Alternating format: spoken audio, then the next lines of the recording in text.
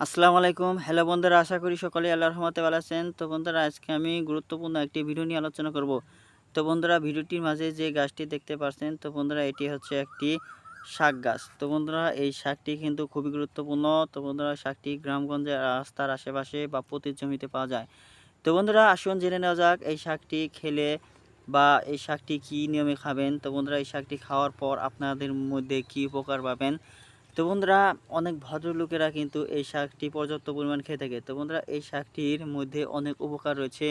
তো বন্ধুরা, এই শাকটি নিয়ে আপনারা গুরুত্বপূর্ণ চিকিৎসা করাতে পারবেন।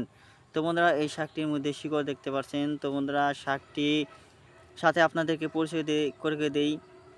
তো বন্ধুরা, শাকটির নাম হচ্ছে খারপনের পাতা। তো বন্ধুরা, এই খারপনের পাতা কিন্তু গ্রামগঞ্জেই পেয়ে যাবেন।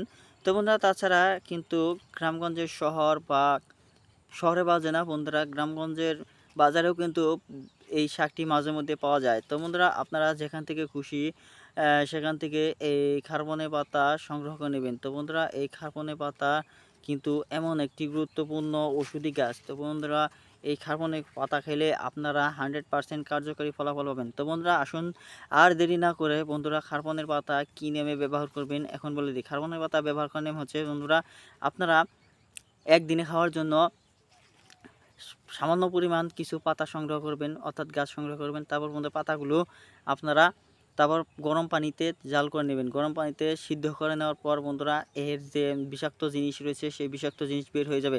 তারপর বন্ধুরা, তারপর আপনারা একটি পাটায় ছেঁচে নেবেন। ছেঁচে নেওয়ার পর বন্ধুরা, আরও বিভিন্ন ধরনের মশলা দিয়ে তারপর বন্ধুরা বেটে আপনারা খাবেন।